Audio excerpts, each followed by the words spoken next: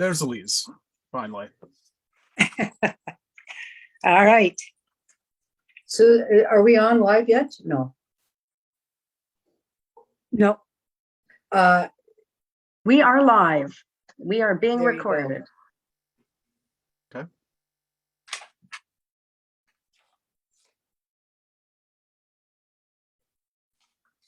Okay. Good evening, everyone. My name is David Jubinville. I'm from the Etobicoke Lakeshore NDP Riding Association. One of the 3 riding associations sponsoring this inaugural panel. So along with Etobicoke Lakeshore, we are joined with the Toronto-Danforth and Beaches East York. So a few months ago, we reached out to Toronto-Danforth and just seeing about if there's anything we could do to cooperate, just anything that just intra-riding sort of organizing we could do. And we decided on a series of panels. This is the first one, so the inaugural. And just because of the weird happenstance of this unexpected by-election, we decided this would be a great opportunity to talk about the sort of progressive vision for Toronto that we want to see happen. So that said, this is not meant to be pro any individual candidate. It's not about promoting anyone someone may be stumping for otherwise. This is about what we want to see happen in Toronto now, and not just this election cycle, but into the future. So we all know there's a number of major crises going on at the moment. There's the housing crisis, affordable housing. We haven't built any new affordable housing in decades at this point. Transit chaos. I mean, like just a lot of people have problems with the amount of violence that's been happening also on transit. I mean, just the list of services that have been cut over the last few decades, the lack of funding, the $1 billion budget deficit. It's just the list goes on and on and on, and successive governments have failed to do anything to change these crises, to fix them. So we need something bold, something new, and that's why we're here. So we're delighted to welcome all of our siblings to this event, and we're also delighted to have this distinguished panel of experts this evening to help build this vision, to help discuss some of the policies, some examples, and just help move this city forward and build a progressive Toronto that serves us all. So thank you so much for coming again. Just at this moment, we were hoping that people could people from Toronto-Danforth, for example, if you can just raise your hand, we'd appreciate it. Just let us know. Great, okay. Thank you so much. And if you're from Beaches East York, if you could do the same, just raise your hand again. Really appreciate that. Awesome, thank you so much. And again, if you're from Etobicoke Lakeshore, please raise your hand along with me. I know I saw a few of my fellow Etobicokers out here. Great, and if you're from anywhere else in Toronto or the GTA at large, please go ahead and raise your hands now. Awesome, okay, thank you so much. And now I'd like to pass this along to Elise Amer. She's the president of Beaches East York, and she's going to do our land acknowledgement now. Thank you very much, and I hope you enjoy your evening. We acknowledge that we're on the traditional territory of many nations, including the Mississaugas of the Credit, the Anishinaabe, the Chippewa, the Haudenosaunee, the Wendat peoples, and that this land is now home to many diverse First Nations, Inuit, and Métis peoples. Parts of the City of Toronto are also covered by Treaty 13, signed with the Mississaugas of the Credit, and the Williams Treaty, signed with multiple Mississaugas and Chippewa bands. As these kinds of acknowledgements can sometimes seem hollow and performative, I'd like to encourage you to think of this acknowledgement as a commitment to being actively anti-racist, anti-colonialist, and anti-oppressive, so that if we are not Indigenous, we support Indigenous people when and how they ask us to in their current struggles, interpersonally and politically, through our activism. That we're there when they ask for support around issues such as pipelines, deforestation, water protection, missing and murdered Indigenous women and girls and Two-Spirited people, good housing and water access on reserve, the struggle against mass incarceration. Let's take a moment to consider how our land acknowledgements can fuel that active work.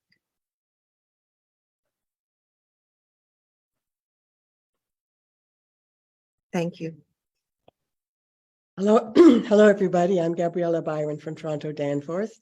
And before I introduce our wonderful moderator for the evening, I'd like to say a little word about our processes. Each of our 4 speakers will be introduced by our moderator and will make an approximately 10-minute presentation. This will be followed by a discussion among panelists with the moderator. And then there will be a brief period for questions from the audience. Please put your comments and questions in the chat room. The Q&A function will not be used here and your audios will all be muted. Unfortunately, due to a scheduling clash, David Miller will not be able to participate in the discussion after the presentation. And Butila Carpoche was called to a late night session at the legislature and may not be able to stay for all of it either. Apologies for these last minute changes beyond our control. We also, you may have noticed, we will also be recording this panel for the benefit of those unable to attend. So if you're camera shy, you might want to turn off your video. And now I'm delighted to welcome Paula Fletcher as moderator for this event. Paula probably needs no introduction, but of course she'll get one anyway. Paula has a long record of service to Toronto-Danforth residents, first elected as the Toronto-Danforth School Board trustee in the year 2000 and a city councillor since 2003 for the former Ward 30 and then for the reconfigured Ward 14, Toronto-Danforth. Paula is a strong, progressive, and absolutely tireless voice for us at City Hall, focusing on creating affordable housing, improving road safety, fighting the climate crisis, public realm improvements, and improving public transit. I could go on, but I know I'm not the one you want to listen to, so I'm going to pass this over to Paula. Again, thank you, Paula, and all our panelists for participating in this event. Thank you, Gabriella.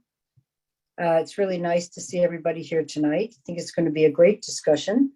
Been around for a bit and I've seen quite a few mayors, so it's going to be quite interesting to see what you think for the city that you'd really like in a mayor. This is about what we want, and I guess the corollary sometimes is what we really don't want.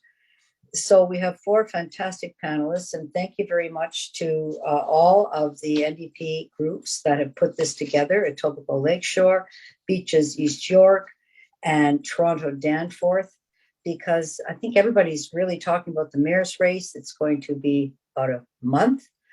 Signs go up on June 1st, so I think we'll really be into the race at that time.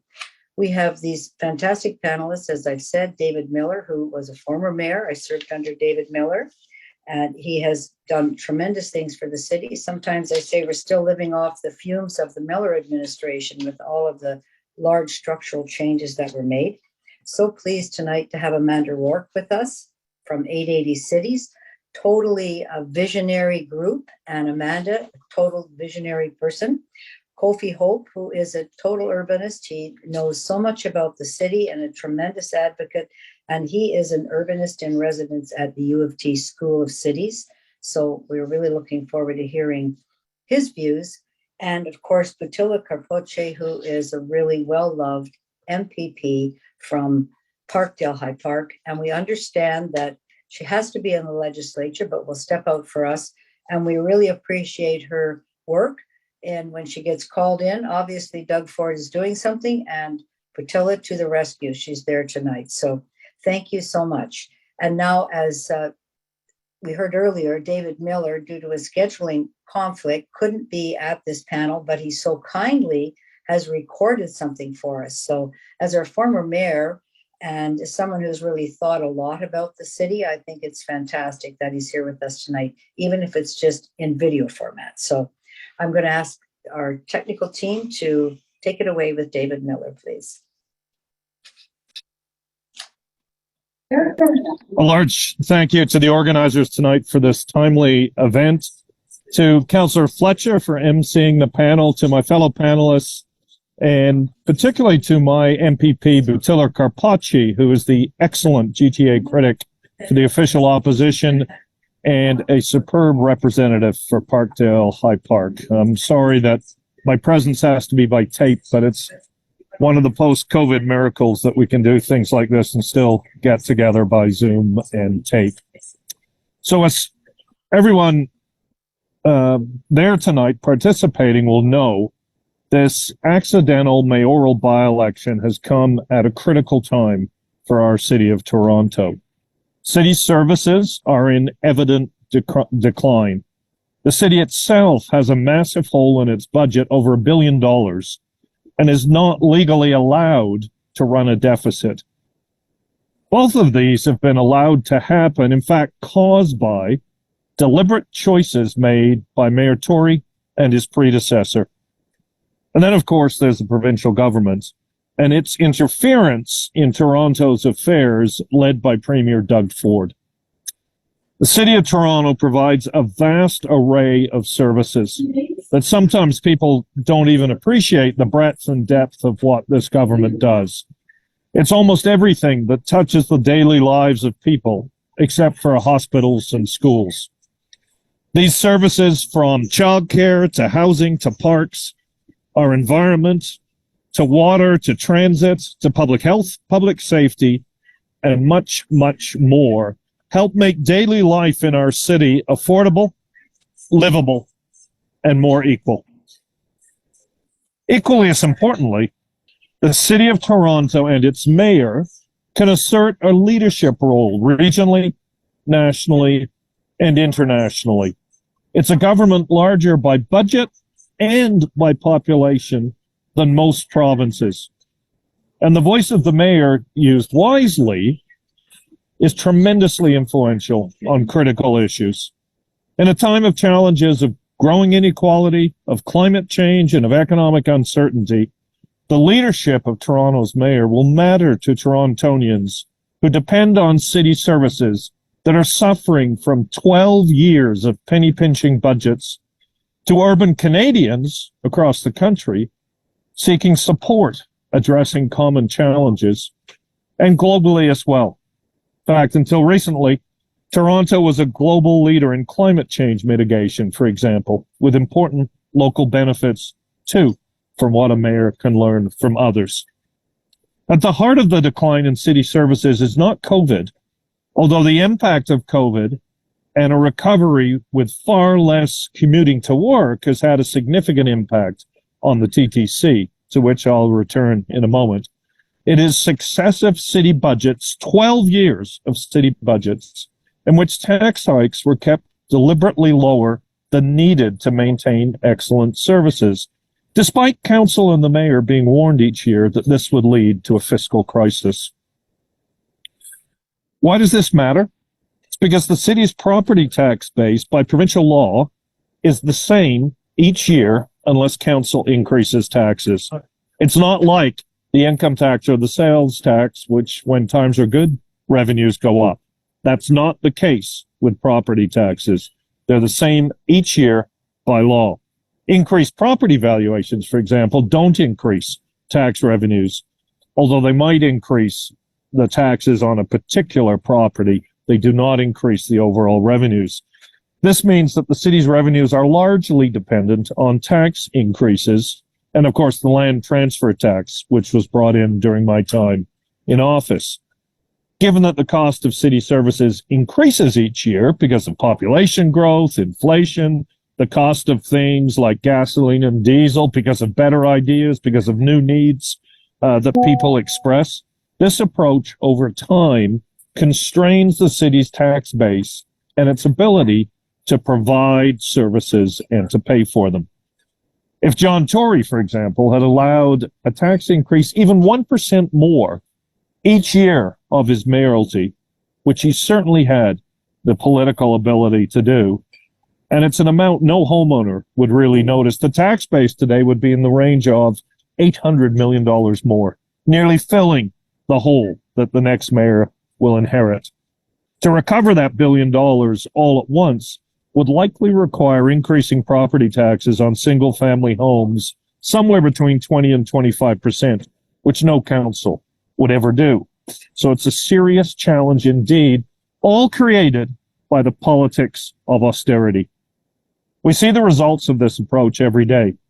For example, the City of Toronto has a lead role in providing the social, public health, and affordable housing services that are needed to address street-involved homelessness. It's had a strategy called Streets to Homes for the last 15 years or so, whose goal was to help people off the streets into housing and provide the services there that they need. But its effectiveness has waned due to insufficient resources and the lack of new investment allowing for the renewal of the strategy in face of the new challenges of the last decade, like the opioid crisis and then post-COVID mental health challenges we're seeing on the streets of Toronto every day. These are deliberate choices that the last mayor and council made. We should all be furious. Take the TTC as another example. It needs investment and a thoughtful approach to the post-COVID reality that work from home implies a different relationship with transit. There's been no such leadership. In fact, what we've seen are successive councils and 2 mayors ignoring the written warnings and advice of the TTC and the professional advice of its staff. For example, in the replacement of the Scarborough RT, the city has been warned in writing repeatedly for 12 years that people will be left on buses if the proposed LRT was not built. Well, the city listened to cries of subways, subways, subways. And what are we seeing happening today? People being left on buses and not having rapid transit that they've grown to count on for the next decade or more. People should be furious. We should all be furious. And then, of course, there's the province. Aside from the Greenbelt, which is a pending environmental and social disaster, apparently all undertaking for the crassest of corrupt political reasons to make key donors to the Conservative Party incredibly, unimaginably wealthy. Doug Ford, with the aid of a compliant mayor meeting him in the back rooms, has felt empowered to eviscerate our local democracy, reducing our representation after Torontonians in a broad public consultation had asked for more, not less, imposing a minority rule, so-called strong mayor powers, and arbitrarily destroying cherished public spaces like Ontario Place and the Science Centre. Any close look at the Ontario Place debacle reveals numerous Conservatives filling their pockets from the public purse, apparently including at least one mayoral candidate. That's corruption, too, of a different kind. We should all be furious. The good thing? People know what's been done in the name of frugality and by the province is wrong. Polls overwhelmingly show, for example, that people want investment in mental health services, and single-family homeowners are ready to accept the need to pay somewhat more. People want change, and they want positive, progressive change at that because they are furious. But for me, that's not quite enough. The next mayor needs to be progressive, yes, of course, but also needs a clear and inspiring plan and vision to rally Torontonians behind. A plan and vision that sets out fairly how they'll govern, what people will be asked to do, what services are the priority, and written in a way to ensure that that vision inspires all of us. That the mayor needs a strong backbone to stand up to the province and to stay out of the back rooms should go without saying. But even a backbone and a progressive spirit will not be enough if the mayor cannot rally Torontonians behind them to our cause. If they can, they'll be an irresistible political force at Queen's Park, in Ottawa, and even globally. Without them, though, the power of the mayor wanes. Torontonians want a progressive agenda. They want investment in public services that ensures that no one is left behind. And those who own homes know that they'll have to step up and pay their fair share. A powerful progressive plan and a well-articulated vision can mobilize them behind a candidate and a mayor. And with them, that mayor can ensure the province and Ottawa do their part too. But without them, A progressive mayor might have aspirations, but no resources to implement them. And that might even be the worst of all worlds, because such a mayor will be faced with cuts and tax increases and a bully in Queen's Park who will feel emboldened to attack. Electing a progressive mayor matters. Ensuring that person emerges from this campaign with an inspired and broad base of support for their plan matters even more. And tonight, we're going to hear some great ideas about how to make that happen and how to meet the needs of Torontonians, particularly those who are least well off. It'll be a terrific evening. I'm glad to be a part of it, and thank you for being here. Thank you so much, David Miller. What an inspiring start for this evening from our former mayor, fantastic mayor, who after he left City Hall has done so many things and currently is the executive in residence at the University of Toronto and of course the author of Solved, How the Great Cities of the World Are Fixing the Climate Crisis. And talking about being the mayor and making progressive things happen, I just have to outline some of those things that our former Mayor Miller did. He set up the first climate change division in the city of any kind. He brought in the City of Toronto Act, which we're still working from today, which allowed us revenue tools, the land transfer tax, other things that we still haven't been able to accomplish, and accountability officers. You will remember the Mayor Miller broom. That was part of that.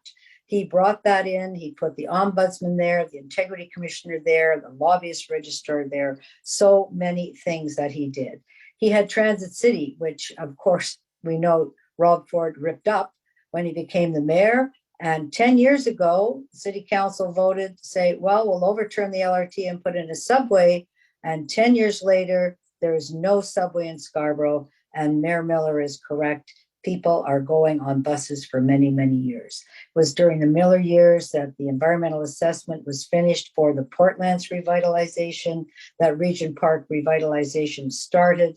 And he changed the city system from being commissioners to managers and saying that city services have to be managed, not in a very professional way. So I just wanted to remind everybody of some of those very deep structural things that Mayor Miller did. And when I say we're still living off the fumes of the Miller administration, there's been no big structural issues or things that have taken place since then.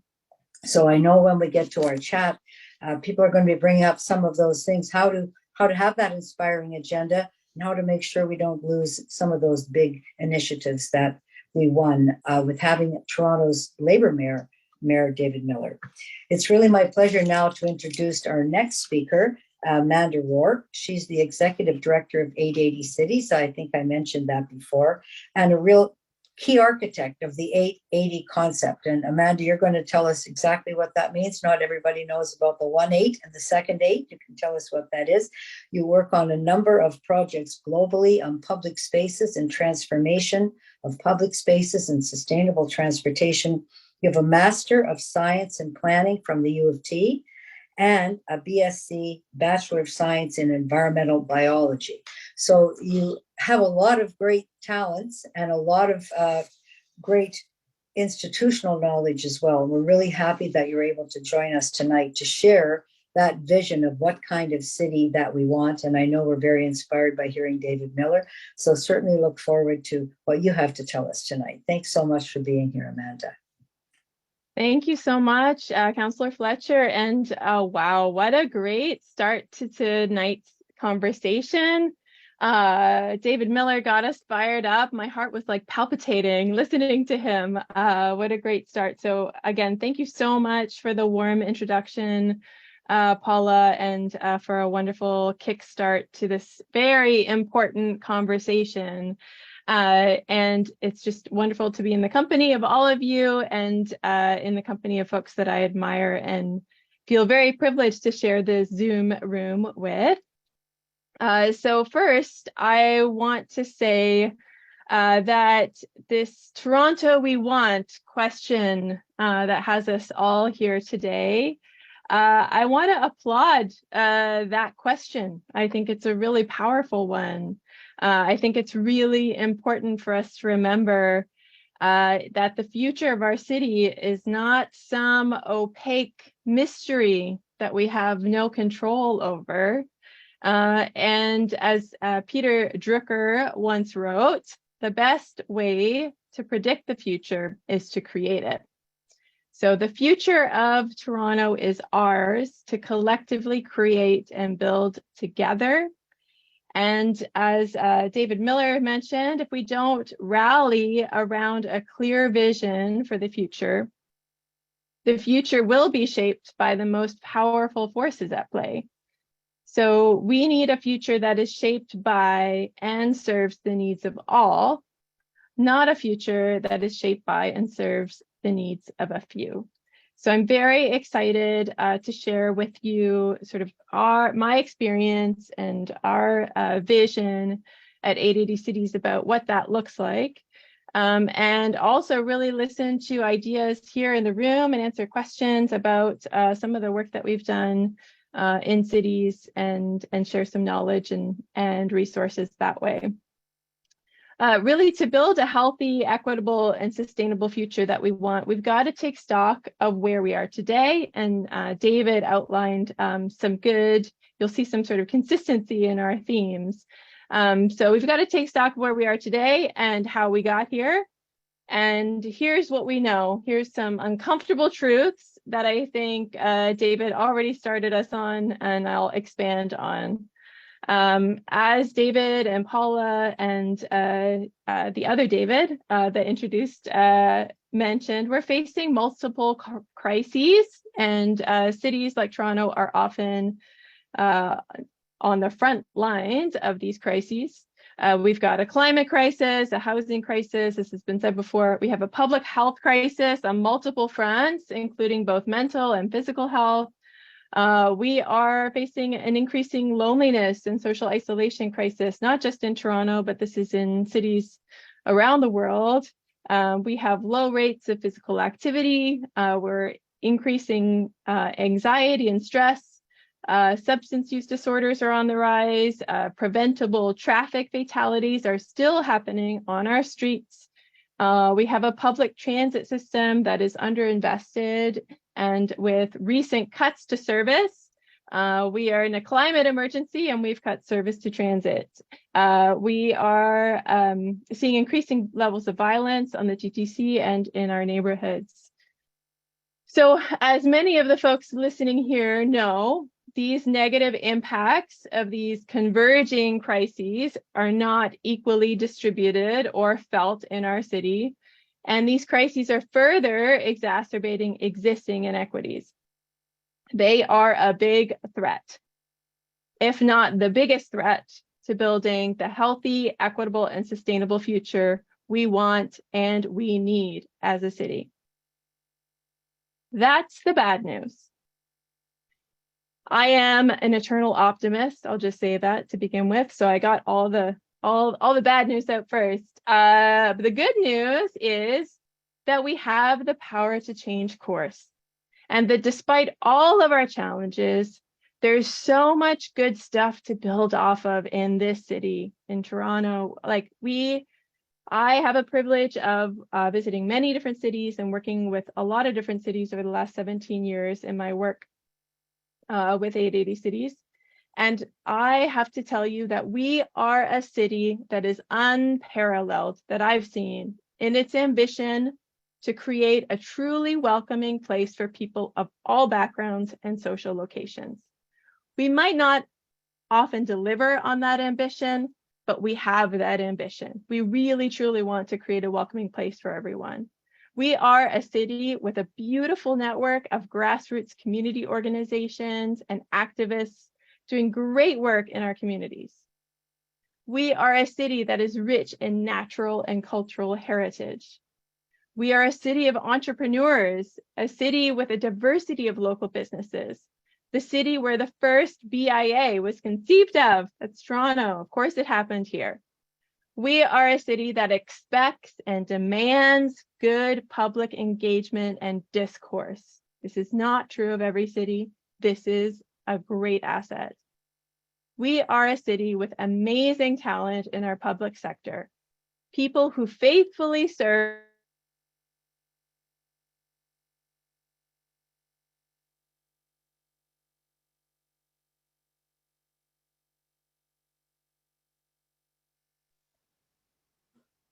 I Okay, wonder it's if our good to tech watch. team can get Amanda back. Yeah, we will definitely watch for Amanda in the waiting room. Thank you.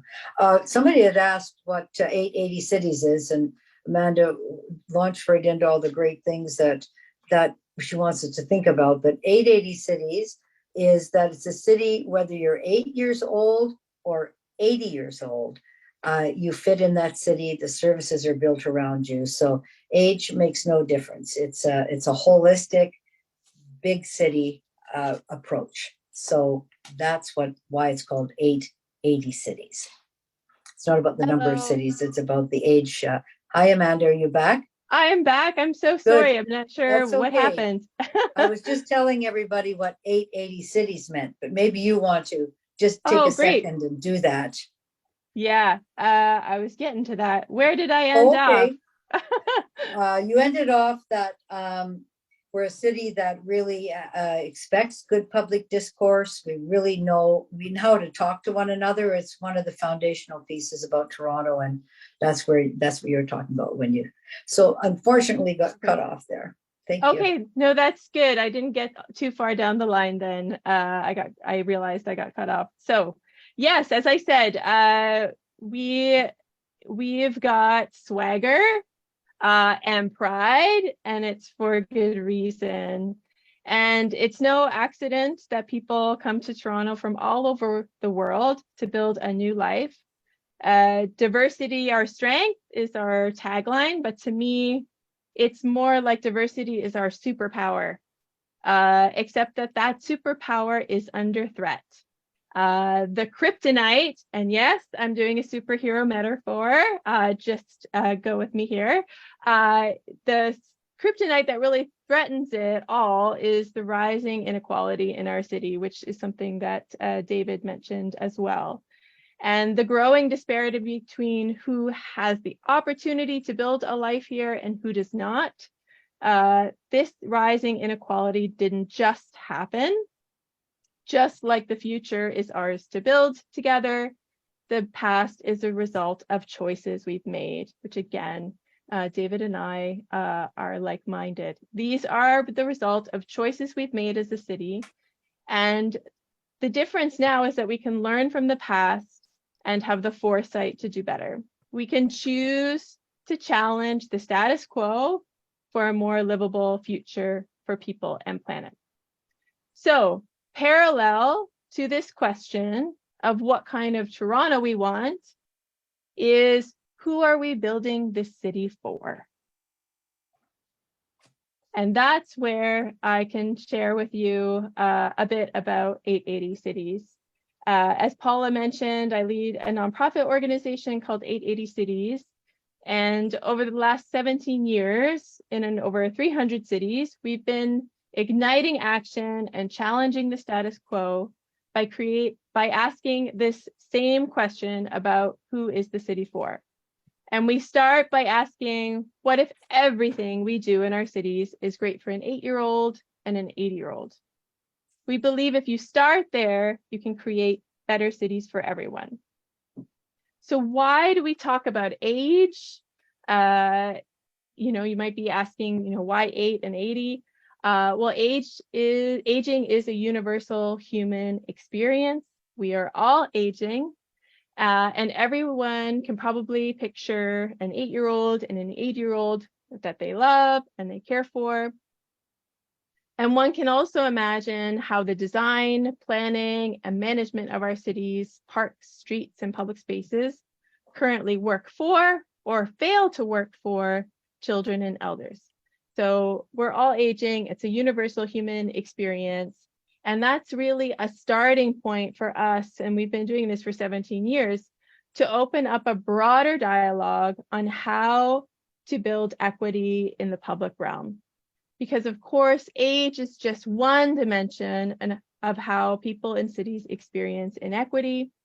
And at 880 Cities, we recognize the multiple ways in which marginalization and oppression intersect, depending on one's social location. So your race, your gender, your ability, your income, your lived experience, they all play a really important role in how you experience the city and how you navigate public space and city building processes. So to us, this is really about reclaiming the city for those who have been disproportionately negatively impacted by a disinvestment in social infrastructure, our parks, our streets, our libraries, our community centers, our social services, our community programs, that austerity piece that David was talking about, that disinvestment in the social infrastructure and a car-centric planning paradigm that has totally taken over the way that we plan our cities. This lack of investment in the public realm and the overinvestment in car dependency has not only fiscally constrained our city, but it's made the city's public realm unwelcoming and sometimes downright hostile to children, to older adults, to people with accessibility needs, to racialized communities, to low-income communities, and the list goes on. So at 880 Cities, our vision is to create healthy and happy cities for people to grow up in and grow old in. That's it. That's the vision. And where everyone, no matter their age, ability, or background, enjoys the right to mobility, the right to public space, and the right to participate. Those are the three rights that are essential to our vision on reclaiming the right to the city for everyone. The right to mobility is the idea that everyone should be able to safely and comfortably move in their city by walking, by riding bicycles, and using public transit. We talk about those three because those are sustainable modes. That is how we build that sustainable, healthy, equitable future that we're looking towards. The right to public space is that everyone should have a quality park or public space within a short distance walk to where they live. Now we know that when you live close to a quality park or public space, it can improve your mental health, it can improve your physical activity, it can improve social connection. But we also know that quality parks and public spaces are not equally distributed in our city. This was very evident during the pandemic, where all of a sudden folks were confined to their neighborhoods. It was really clear which neighborhoods had great public spaces and which it did not, and who had the benefit of that wonderful investment. And third, the right to participate. Quite simply, everyone should have the right to participate in city building decisions that affect them. And the way that we design our public engagement processes should be done in a way that actually meets people where they are. Go to where people are. It shouldn't be the same 20 people coming to the community meeting at 7 o'clock at City Hall. Those traditional consultation processes leave so many people out of the conversation. And from our experience, people have so much to give, and we need people involved. We need everyone involved in creating the Toronto we want. So the Toronto we want is a city where everyone has the opportunity to write its future. We have an amazing opportunity to counteract this notion that we are a city in decline. And the way that we do that is through action and investment in the things we know give us the biggest improvements to quality of life for all. We know the formula. That's the social infrastructure that helps knit and glue our communities together. It helps reduce inequities and harnesses that superpower that makes us so unique and special. Lastly, I want to end, I actually asked my kids, I have 3 kids, to help me today with answering the question about the Toronto we want. By the way, they loved answering this question. Their ages are 7, 9, and 13. Since they are part of the future generation we are building for, I thought I would share what they said. I have a long list. So they said more public transport. That was my 9-year-old for some reason she was talking British tonight. More bike lanes. That was my 7-year-old. More bike lanes on all streets. Sorry, I should say that.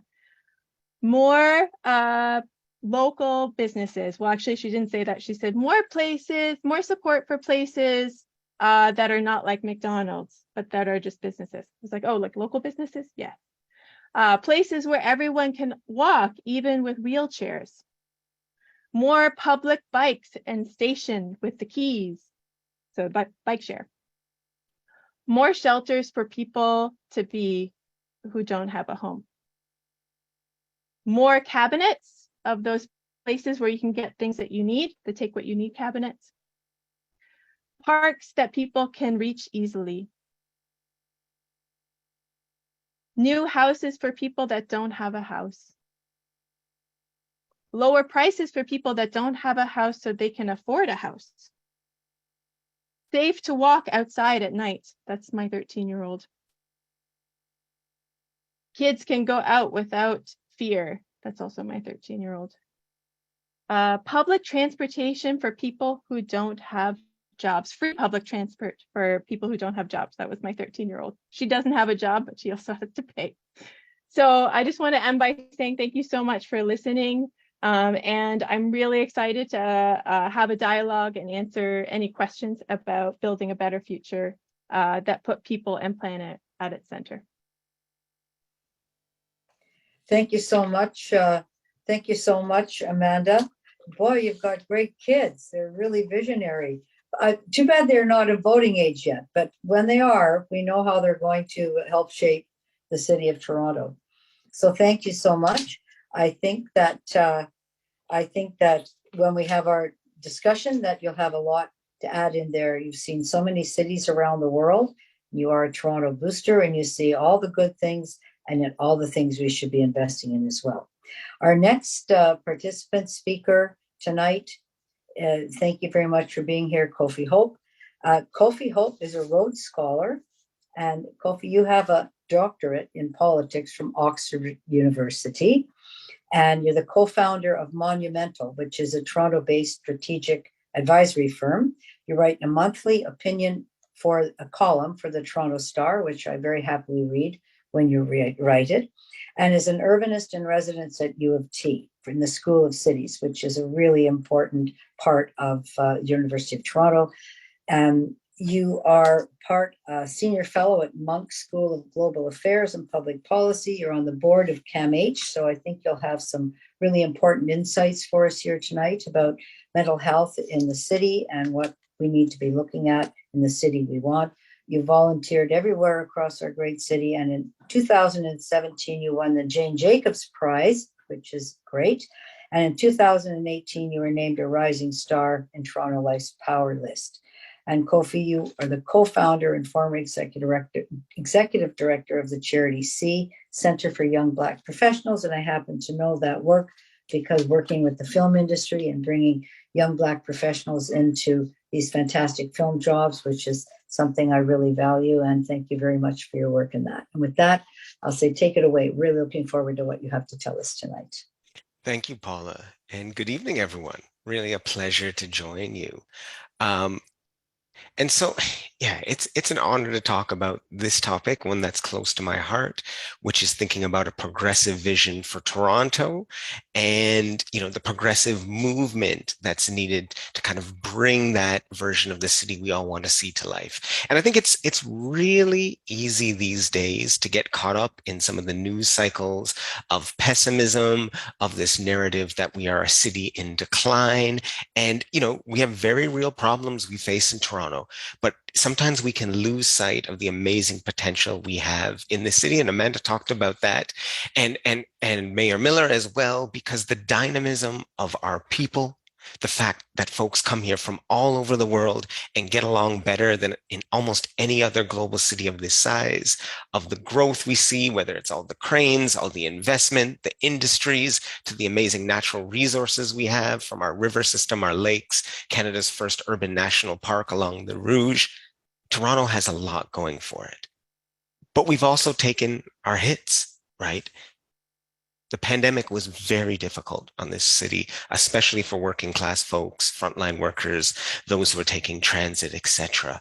But I still believe it's possible to achieve a Toronto that is carbon neutral, that has great transit from corner to corner, that has safe and accessible options for active transportation, that has flourishing small businesses, right? And especially in those new developments. So when a new tower goes up, we don't just see another Rabba or a Shoppers or TD Banks. We actually get to see the mom and pop stores, which really bring our street life to life in the city, right? I believe we can have a Toronto that has diverse food sellers who have carts on every corner, where we can have our high-rise tower communities that right now have these massive empty courtyards and parking lots. We can see those spaces animated and brought to life, where we have an emergency shelter system that is actually that. It's for emergencies, but everyone who's unhoused can immediately get into a dignified unit that helps them move from crisis to stability. We can have a Toronto where no communities have a major concern around gun violence, right? Where we have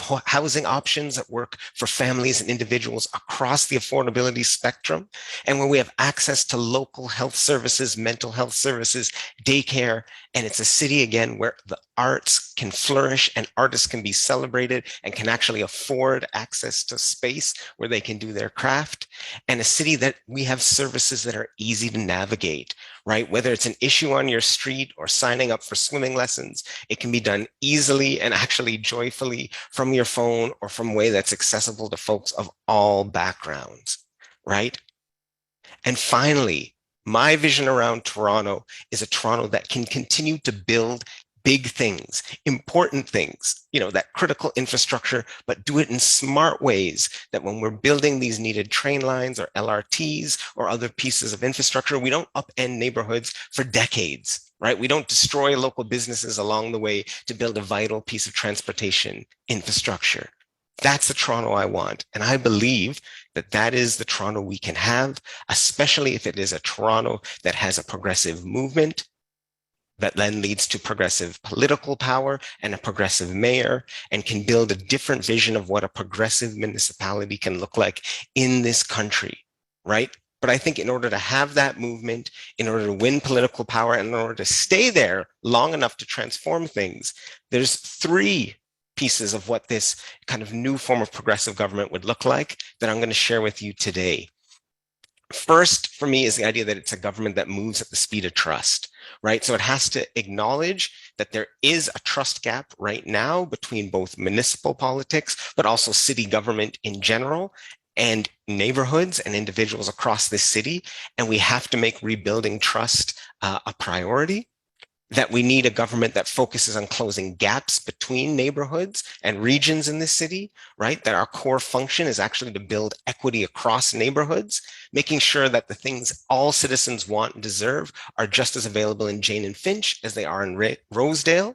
Thirdly, it's a government that's relentlessly focused on ensuring citizens have a positive user experience with government services, right? It's a government that's always thinking about the everyday things, from signage to your experience calling 311 to when there's an emergency and you call 911 and need emergency supports, that those experiences are positive. And finally, it's a government that really invests time in making sure our services are integrated and effective, right? There's any system you can think about, whether I'm at the board of CAMH and we're talking about mental health services, or with youth workers talking about youth systems. All people talk about is the fact we have these systems that cost millions of dollars, that have great people working in them, but they're fragmented. They aren't coordinated. They aren't integrated. And with all due respect to groups like United Way or Civic Action, I truly believe that role of coordination and collaboration ultimately lands with government, not with any other third-party group. They can be a part of it, but only government is best situated to make it happen. So I'm going to talk a little bit more about those four themes, but first, very quickly, would folks kindly share the slides that I'd shared?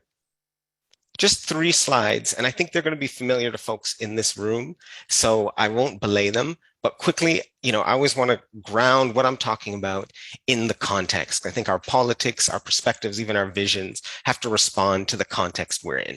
So people may have seen this. This is the famous kind of 3-city slide deck created by a scholar, David Helchansky, at the University of Toronto. And basically this slide does this. This is Toronto in 1970.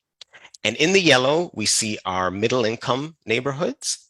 In the blue, we see our kind of higher income, our very well-to-do neighborhoods. And in the red are our lower income communities. So that's what Toronto looked like in the 1970s when they called this city the city of neighborhoods, where the majority of neighborhoods were middle income, were middle class communities. Can we go to the next slide?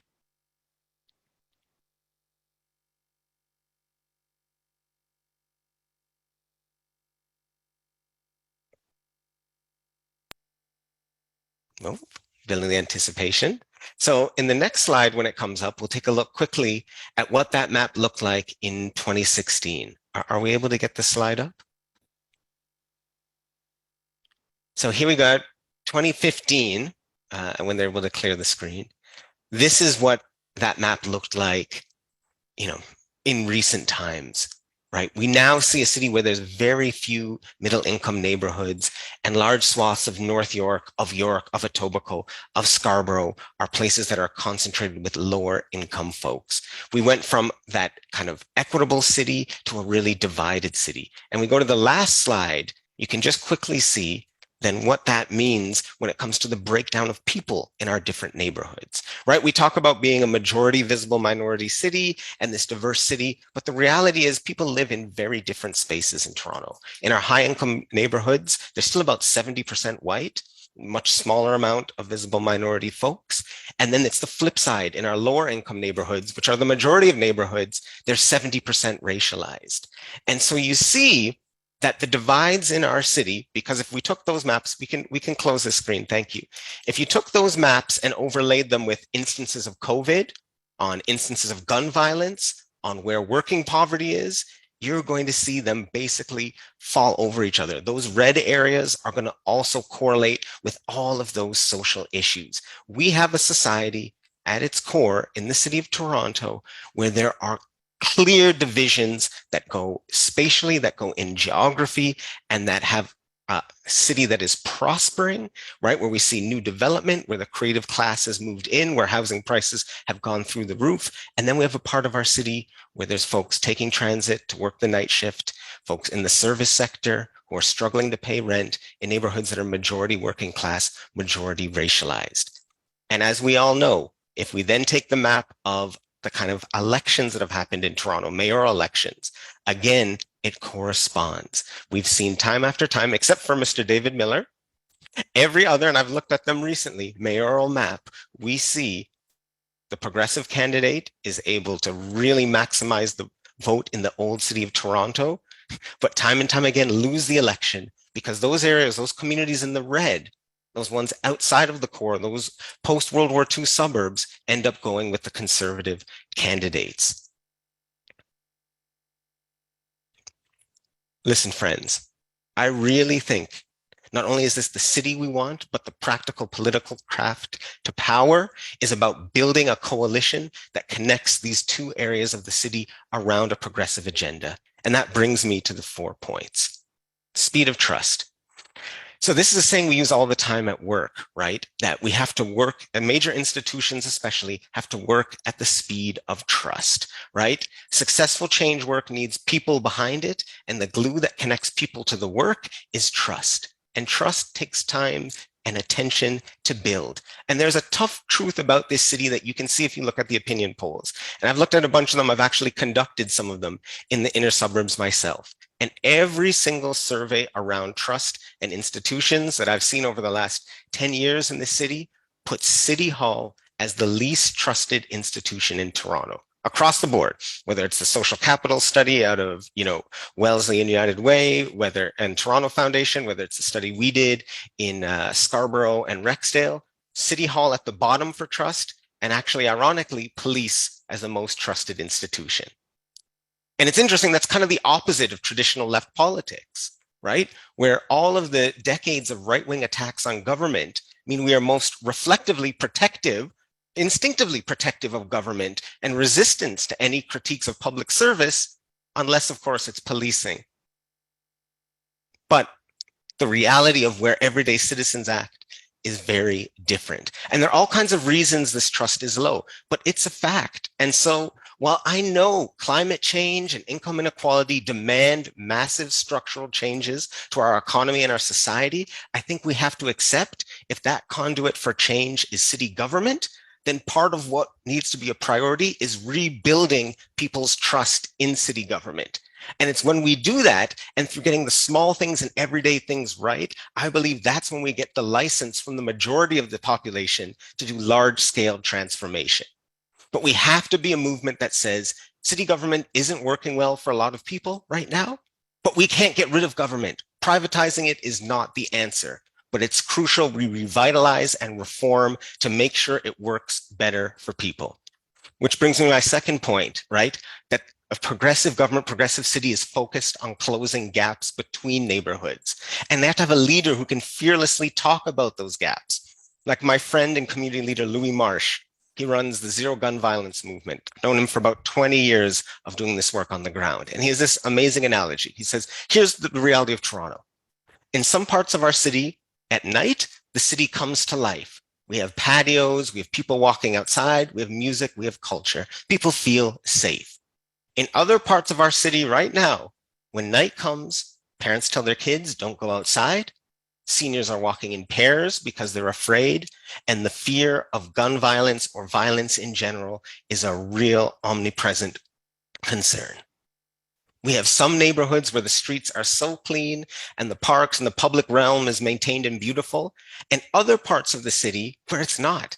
And we did our research with U of T and we asked people, how can city government show it cares about your community, that it pays attention to your community?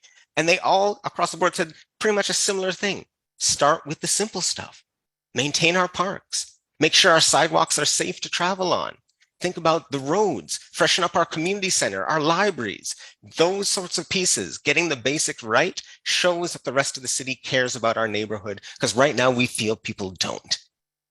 Now, we have a history in the city, whether we have priority neighborhoods or the neighborhood improvement areas, of trying to close those gaps. But I think we need a bigger push. We need to talk about like a mini Marshall Plan, focusing on Northwest Toronto and Northeast Scarborough and areas like that that are suffering from decades of underinvestment, lack of proper transit connections, and where we see newcomers and working class folks concentrating.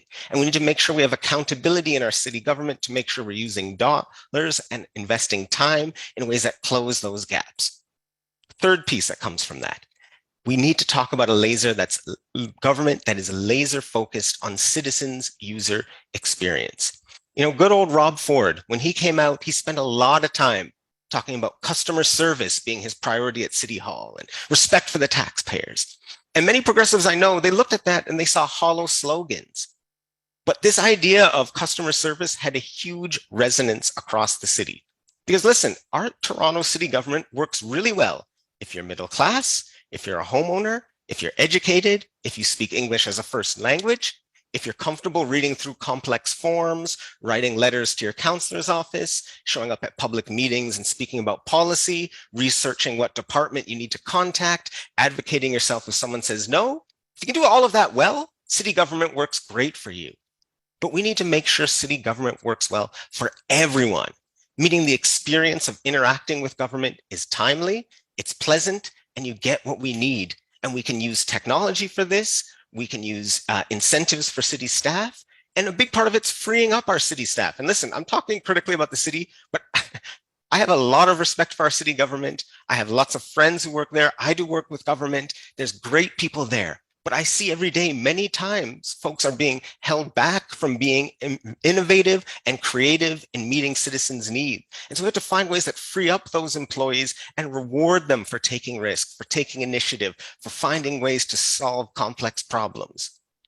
The last piece then is about this accessibility when we think about the city, right? People loved Doug and Rob because they would hand out their phone numbers in certain neighborhoods. And that symbolized in this complicated, big system, there's a human being you can contact who's fighting for you. But our goal must be having citizens feel that not that they need some millionaire outsider in City Hall fighting for them, but that all public servants have their back, right? And when we do that, then we've earned their trust to talk about these bold transformations. And part of the transformation has to do with new revenue streams, for sure. It's essential we get a new funding deal for cities, for sure. But there's also something we can do, and this is my final piece around government, around making government more streamlined and accessible. And I believe, and this is going to be controversial, but I believe we need to take back that language about efficiency from the political right, because they've turned efficiency into a dirty word. It's code word for cuts, and almost always random cuts that never cut what's inefficient. They always just cut what's easiest to cut, and it usually makes the situation worse. But the idea that increasing the positive outputs we all receive from the systems we have, in part by doing things smarter, that's not a conservative or progressive idea. It's just a good idea. And there are many places we have overregulated in this city, right? From rules stopping you from drinking in the park to the mountain of zoning restrictions we have, which we're thankfully finally starting to get rid of because they made it so hard to build the housing we needed in so many neighborhoods, right? Exclusionary zoning is something that we're finally rolling back. And so we can show progressives can simplify too, not because we're trying to make government like the private sector, but because government has to evolve and improve like any other complex systems. And progressives, we can be great at coming up with new social plans, but we can also be good at finding the efficiencies through better coordination. There's theories about this for years. I did a lot of work around supporting vulnerable youth. There's been this theory for at least 2 decades called collective impact. And it says in any neighborhood, there are overlapping and competing supports for vulnerable youth. Think about it right now in a community in Toronto. You have Parks and Rec doing stuff. Your local health center, community health center does things. NGOs do things, nonprofits. There's some work at your school. There's provincial youth workers. There's city youth workers. There's faith groups. But getting them coordinated around having a seamless system for marginalized youth, that is the challenge. Because often groups are competing with each other, right? Some parts of the system have more funding than they need. Some parts have no programming because they're underserved. And we have a lot of groups that duplicate supports. And often the city is the best. Yes. Sorry, I'm right on what you're saying because, but Batilla has her 15 minutes right now, break in the House. So what I'm going to do is go to Batilla and come back to finish your thoughts, if you don't mind, because I am no problem. on what you're talking about because I deal with it all the time. And I want you to finish up on that. Do you mind? Yeah, of course. Well, no problem. Okay. We're on a hold for Batilla because she's got a small amount of time when she can step out. And I think she's ready. I'm sorry to interrupt you. But I'm here. There you are. Sorry, Batilla. We had to interrupt Kofi to get back to you. Oh my goodness. I am sorry. so sorry. Kofi, thank you so much. To you. Thank you so much. I won't even give you a big intro because I know you're pressed for time. That's okay. Thank you so much. So just so folks know, the House is sitting until midnight today. And so, this was quite unexpected that we'd have an evening session and I'm in the House. Actually, I'm just watching the House right now on TV here. So I'll be very quick. I've been asked today to speak very specifically about housing, when it comes to imagining what kind of city we want. And it can't be stated enough. Toronto has a housing crisis. The city has been in a housing crisis for a while now. It's getting worse. And if we don't do everything we can now, then it's going to get a lot worse.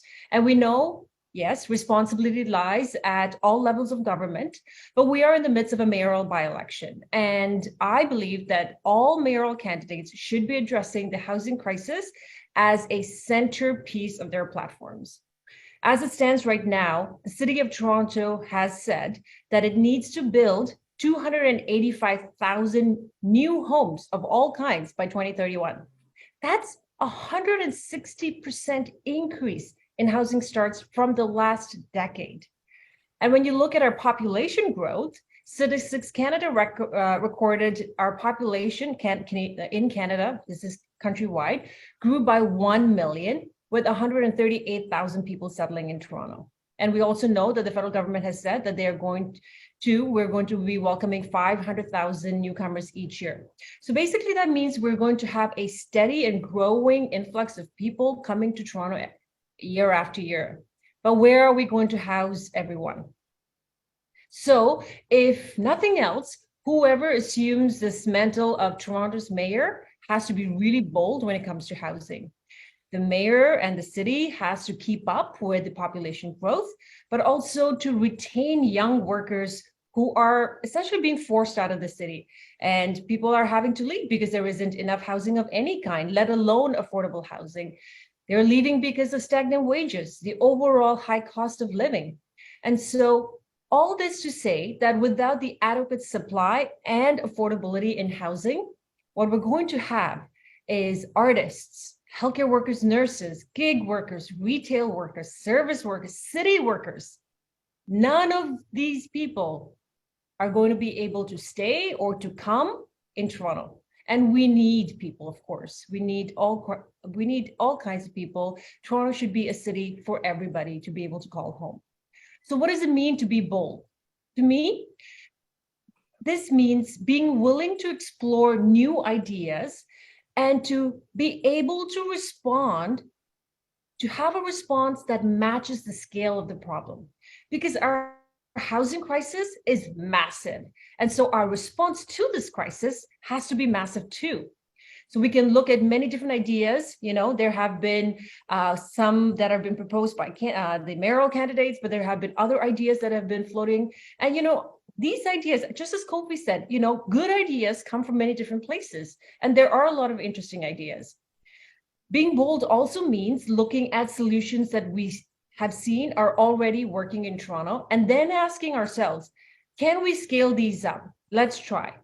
And so I'm going to say, let's start with the first most basic step, which is let's keep people housed. People who are housed, let's make sure they maintain that housing. Let's not make the problem worse. According to the city's own data, we have over 10,000 people who are currently unhoused. Not only does the city of Toronto have 10,500 people unhoused, but according to CMHC, Toronto also has 30,000 households in rental arrears. That is 30,000 households at the risk of homelessness.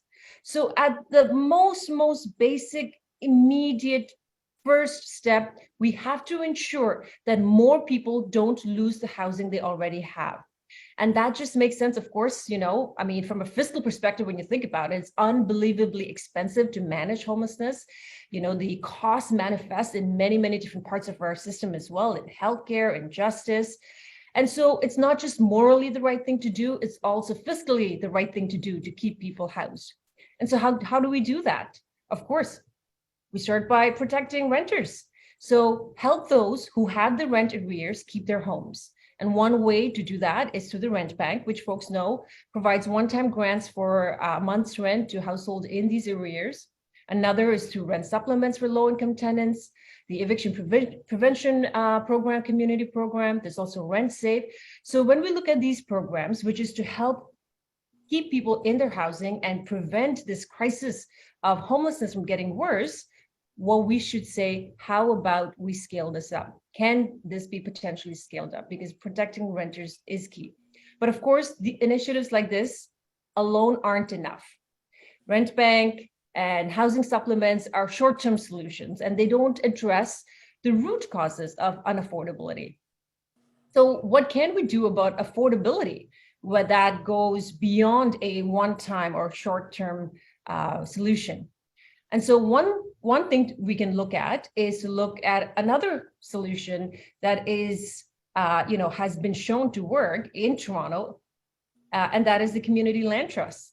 In my riding of Parkdale High Park, we have seen the Parkdale Neighborhood Land Trust grow from a single allotment of a small community garden into a portfolio that now includes 84 properties that have been made permanently affordable through the land trust model.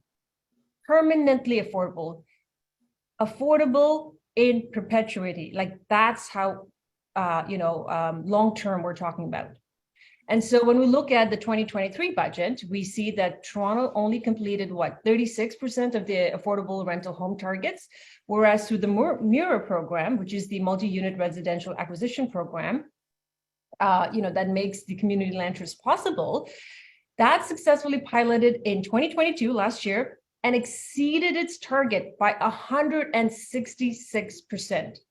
So it's pretty clear that when we give grants to funding nonprofits like these land trusts to purchase rental properties, it really has the potential to be scaled up, and that will guarantee affordable housing now and in perpetuity. And that's incredible. So again, land trusts are just one of the solutions to affordability. We need multiple solutions.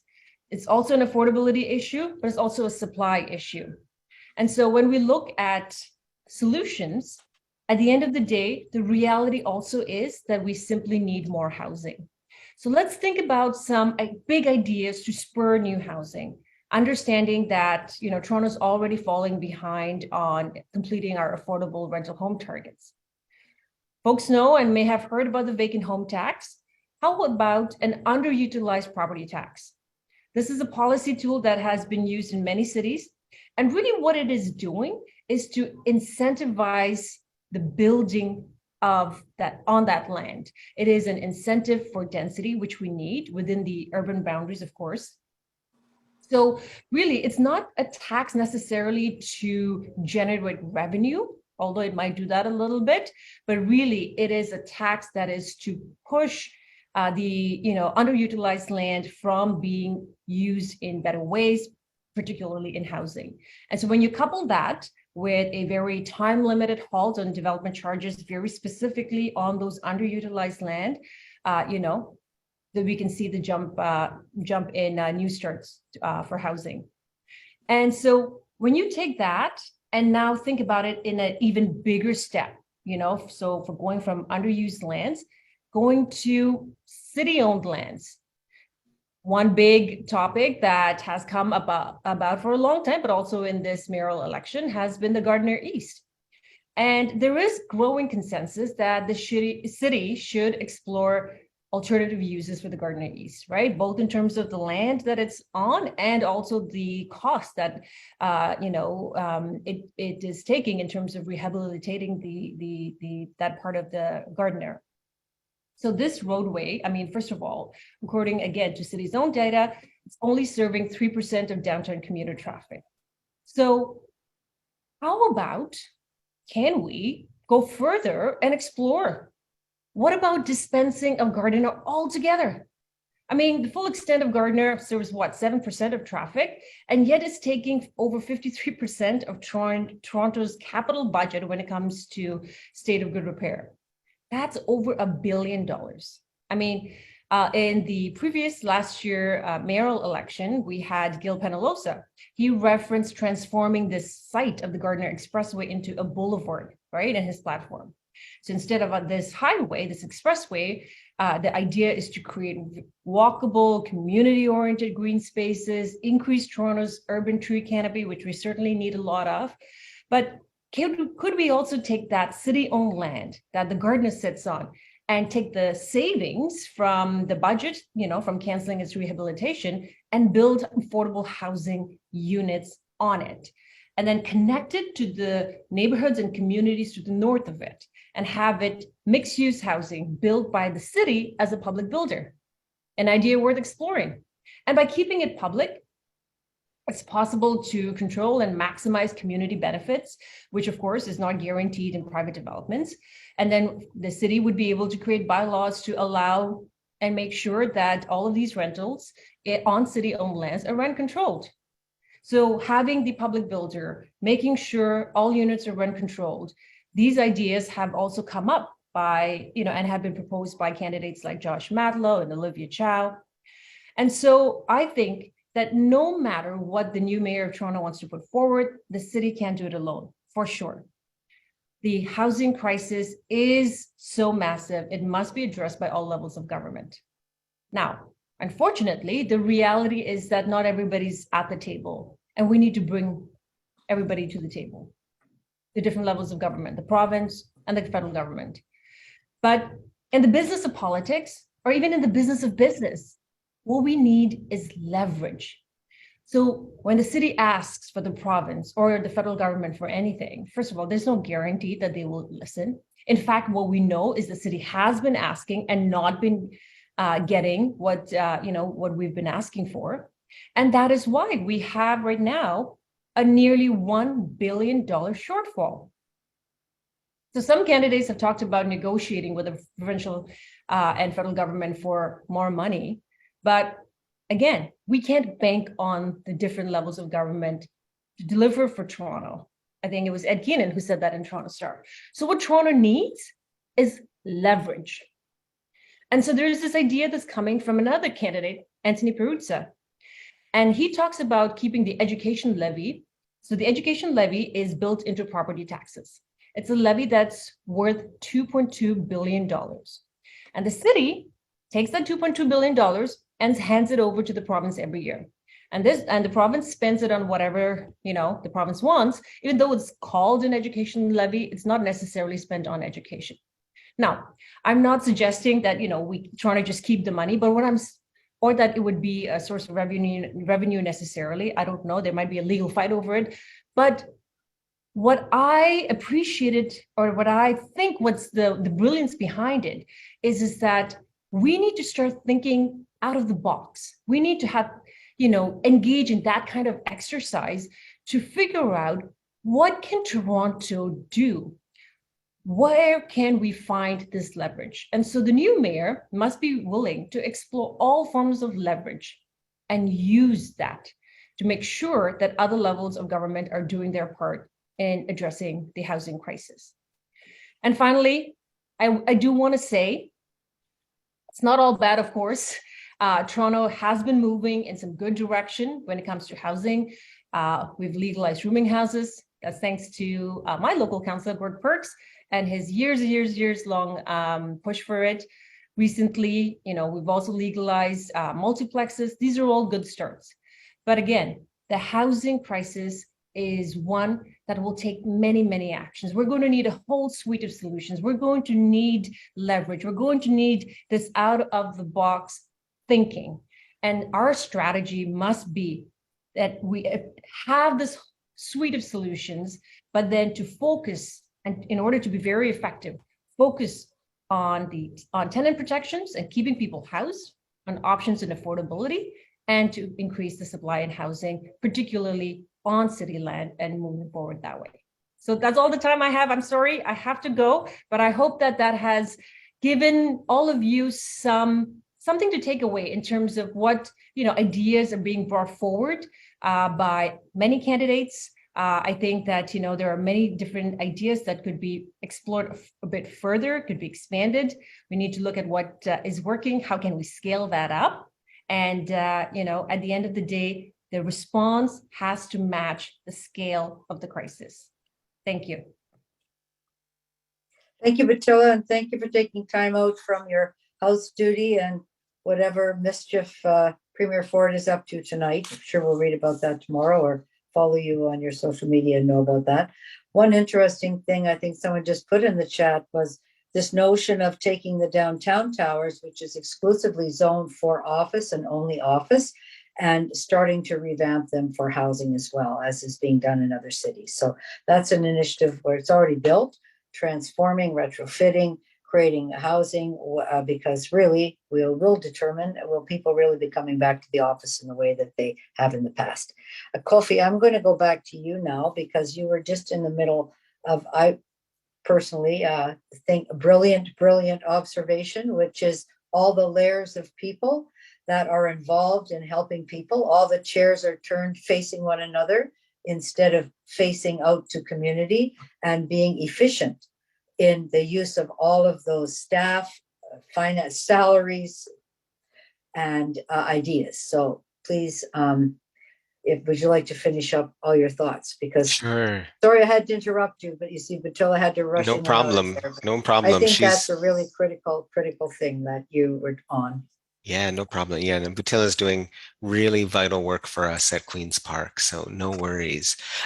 Yeah, so just to finish, I guess that last point was around this idea when we talk about how do we get a more effective government, a more efficient government. To me, at the heart of it is an integrated, where we have an integrated service environment. And I was using that example of work for vulnerable youth and saying, we've had this idea of collective impact in the youth space for decades that, and there's a couple models that people look at, like, hey, look what happens when you coordinate an entire neighborhood, all of the services in a rational way around supporting the most vulnerable youth. You can have the same amount of services you had before, but just being more effective. And it's my belief, and many folks that have kind of written and talked about this, that doing that, the city government is actually the best position to do it. First, by making sure its own programming is coordinated and integrated, but then also investing in that work to convene, to lead, to build relationships so that the different programs and interventions are talking more around whatever issue it is, whether it's mental health, whether it's preventing homelessness, whether it's community safety, that they're talking more, sharing insights, and coordinating where they launch activities. Because so often our response, kind of the Canadian way, is we see an issue and we have funding for new pilot projects. So we start a new project, then it goes for 3 years, then we stop funding it, then we restart again here, there, whatever. But instead, sometimes the better solution is to look at what's happening on the ground and saying, how do we invest in better integrating and coordinating what we have versus making something net new? And all to say, what I said now and what I said previously, these ideas and thinking about how you center progressive politics this way didn't just come from me sitting there and theorizing. They really are based in multiple years of focused research in lower income neighborhoods outside of the core in Toronto, of talking to people about what they prioritized for their government, why that trust was so low, what they were looking for. It comes from working for many years in the Jane Finch community and parts of Scarborough over the last decade plus, and really, listening to folks and understanding that outside of the old city of Toronto, outside the downtown core, people are very open to progressive ideas and priorities, right? This stereotype that because voting goes this way, this implies how people truly believe, I question. But when you hear progressive positions in politics in other parts of the city, it's framed differently. It tends to be less dogmatic than you'd see within kind of our traditional progressive movements. And I find most of the times it's much more pragmatic. But it's through these conversations, you also see how little trust there is in the larger progressive movement and how people feel abandoned by kind of all political formations by their city government. And so to me, my vision of a progressive Toronto, it's a progressive city that puts the views of those on the margins at the center of the political movement, at the center of our political narrative, at the center of our actions. And we never lose sight of our core progressive values, but we can at the same time be a movement that innovates, that stops trying to use a previous generation's approaches to problems of today if they're not working, that says, hey, sometimes we go back to the past, sometimes we do different, sometimes we might even reach outside of the traditional progressive playwork, especially if doing that adds new people, adds new ideas, adds new opinions to our movement. Friends, people are losing faith that our city can deliver. And we need to show them, not just in rhetoric, but also in actions, that it is possible to have the caring, compassionate, and affordable city that people need, want, desire, and is within our reach. Thank you. Thank you, Kofi. And I think Amanda's coming back on because we've had such fantastic speakers tonight. There's a lot of questions there in the chat where they're great, but just focused on the fact that, I don't know, is Kofi still here? Can we get both of them on the screen, please? The kind of difficulty with the fact that the province has so much authority over the city of Toronto that most premiers have never used that in the past. They've simply had a very respectful relationship, even though technically in the Constitution, the city in Ontario, our city and other cities are really governed through provincial legislation. They have a tremendous amount of power, which Doug Ford discovered and uses constantly. So I'm just wondering, with that backdrop, what are some of the things, and I just heard you talk about being bold, being creative, and being progressive. I think that's a theme that's gone through all of our fantastic speakers tonight. But how does the new mayor navigate the Ford factor here of his increasing stepping in around not passing inclusionary zoning. You know, council passed that well over 18 months ago, very modest inclusionary zoning amount, and they've refused to do that. We have moved to end exclusionary zoning, but inclusionary zoning means that when something's being built, then of course you have to build affordable housing in there. So I'm just interested in your advice. What advice would you give the new mayor, assuming they're progressive, bold, and creative? That's what we're hoping for, I think. In fact, I know that. But what kind of advice, or what does that minefield look like? And particularly, Kofi, where you're talking about bringing people along and realizing that some of the old ways of doing things might not work. But when you say trust me, some people think, okay, I'm going to be able to trust Doug Ford, but you can't trust those things that he's doing in the city. So just give everybody your thoughts on that, please. Whoever wants to start. Sure, I'll start. Sure. Building off of what Kofi was saying, thank you, Kofi, for the great presentation. I was here going, yeah. I think, it really goes back to that piece around building a broad coalition, like building that huge, like that progressive agenda that goes beyond the old city of Toronto, that really brings in a lot more people from a lot of different backgrounds, a lot of different social locations into this broader vision around the city. So I think,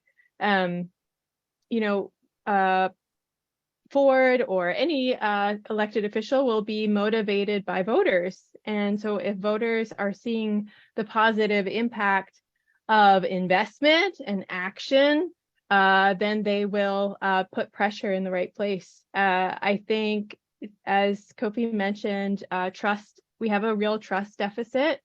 And I think what I've seen in my experience with cities is action and positive experiences are a great trust accelerator, whereas lack of action and lack of following through on bold ideas is a trust decelerator. So we have to be investing and getting action on the ground where communities are feeling seen and cared for. I think there's a lot of folks in the city where they feel that their experience navigating the city and public space and the TTC, like all the things that we talked about, that they're not seen and they're not being cared for at all and not on the agenda. Thank you so much, Amanda, for those thoughts. Kofi, do you want to hop on that one? Yeah, so I'll just build on that. The build a broad coalition. Is that part of the mayor's job, a new mayor that's progressive mayor? Well, I think, Paula, they won't have a job unless they do it. Because I think in order to win, they have to have a right. We can look at the electoral maps. And I said, the only one where you see somebody picking up significant support outside of the downtown is our one successful post-amalgamation candidate is Mayor Miller. Everyone else concentrated their support, and so they never got a chance to be mayor.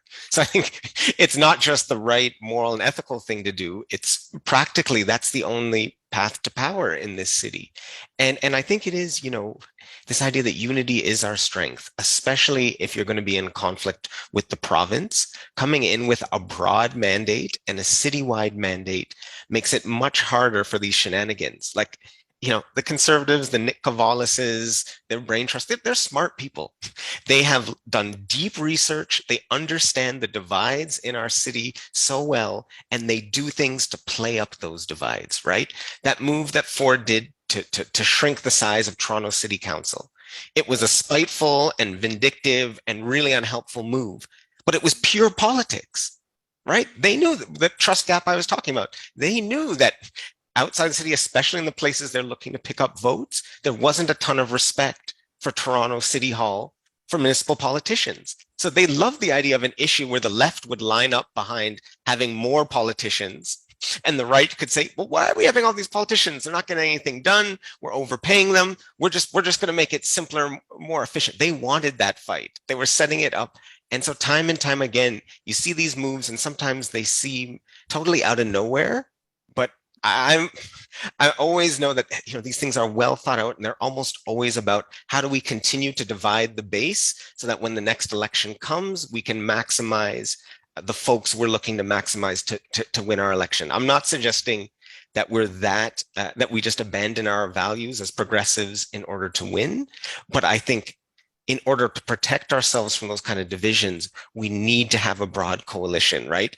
When a provincial government sees a mayor and sees a progressive city council that's representative of the whole city and realizes there aren't easy wedges to divide people against themselves, then they have to take things a lot more seriously. And so I think this is also part of that long-term journey to getting a better deal for cities, both at the federal and provincial level, is if we can say we'll never speak as one voice in Toronto, but to say we have a unified voice that's behind a progressive vision, there's a unified voice that wants a better deal for cities, that's going to have a lot more power than where we're currently at, where it may be even seen as an opportunity to go against it, to try to mobilize the folks you think will help you then in the next provincial election.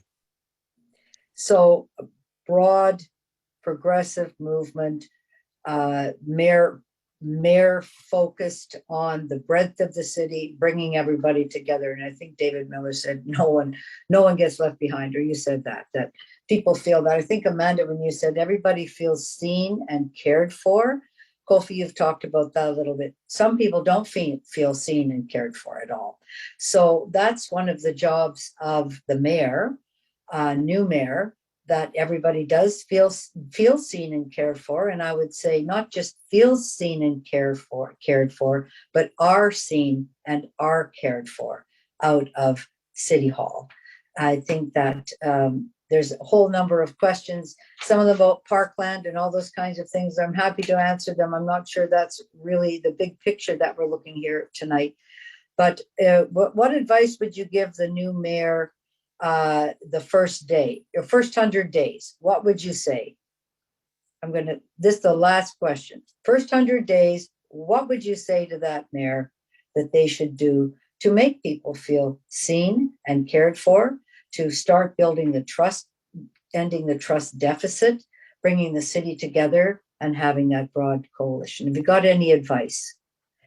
And what we should be looking for in somebody who would be able to meet those challenges that you might put forward for them. Kofi, do you want to start? Last time Amanda did. What would you say? Sure. Okay. Wow. First 100 days. Sorry. Yeah. Okay. That's okay. No, Not even that's first 100, but just first thing, if you know what I mean. After June 26th, what's the most important thing to really start doing, let's say within the next month or so? Well, yeah. I mean, I think you got to walk and chew gum at the same time, right? There's multiple things across the board, but I think being present is super important on the ground, right? That is the kind of Ford Nation thing. And people would say to me in communities, I'm not so sure about those guys' politics, but we see them. They're here in the neighborhood. They're there hugging young people and handing out money and doing this sort of stuff. They're present. And they would say to me, Kofi, I don't see your people, progressive folks, here in Jane and Finch, here in Driftwood, here in our building. So I think there is a presence, but obviously, you can't run government for a city of 3 million people and expect the mayor to be everywhere all the time. But I think then that's where it is having that narrative that talks about these gaps, that names them, that is bold and saying, we're going to focus on closing gaps around community safety. Everyone should feel safe at night in this city. We're going to work to close gaps around services, right? Everyone should feel that they have the same access to swimming lessons, to safe parks, to cleared streets, and then, continue with that throughout. Don't make it just a slogan. Be reporting back to people around where you want to see action and achievement. And I think part of that also is figuring out, and we didn't talk about democratic reform, but what are ways we can innovate, like citizen councils and other pieces that allow people to get more involved in their local government at the local level? We know how stretched councillors are right now since they've reduced the size of wards. We know how complex government can be. And City of Los Angeles is a great example where they have neighborhood councils, which allow much more direct democracy. It lets people reach out and touch city government in their own neighborhood and be involved with it. That's another way that can make people feel seen and feel that they're not just an afterthought. That's great. Thank you. Good advice for assuming, we hope, progressive mayor. How about you, Amanda? Yeah, I would build off of what Kofi said. And really, from a leadership perspective, I always go back to mission, vision, values. So how does the new mayor demonstrate what their mission is, what their vision is for the city, and what are their values? And I think those first 100 days are really important to set the scene and to demonstrate what they're about. And I think, I think about the mayor from Boston, Michelle Wu, who in her first 100 days made some really fantastic announcements that really connected to her mission, vision, values, and the campaign that she ran. So it was about prioritizing bus lanes, priority bus lanes. She ran a few bike rides with folks. She was on transit herself, getting focused, like riding on the transit herself. Really living and walking sort of the talk of what she said on the campaign trail, and also following it up with like concrete actions and investments. So I think, again, mission, vision, values, and follow through on some of those commitments early on to start to build that trust in what you're going to deliver. That's excellent. Thank you so much. It's just after 9. We said we would finish at 9. This was a great session in thinking about the kind of city we want and the kind of mayor that we want. And I really, Noessa says this was great. I agree with you. A very, very rich discussions, fantastic panelists from Mayor Miller, Amanda Rourke, Kofi Hope, and Batilla taking a time out from her duties in the House to speak with us about housing. I think that really and truly that this energy that all of our panelists brought to us tonight, and that we know is out there in creating a greater city, in having a broad coalition, in progressive values, in really walking the walk and supporting, if we get the mayor that's a progressive mayor in our city, supporting that mayor to do all of the things that we've talked about here tonight. So thanks so much to Toronto-Danforth NDP, Etobicoke Lakeshore NDP, and Beaches East York NDP for pulling this together and allowing me to moderate tonight. And all the great ideas in the chat, we'll pull them together. We'll make sure that all of those progressive candidates get that. So thank you so much, everybody, for being here, being part of what's really a remarkable and I think a milestone conversation in this mayoral election that nobody asked for, but we're going to make the best of it. Thanks so much, everybody, and good night.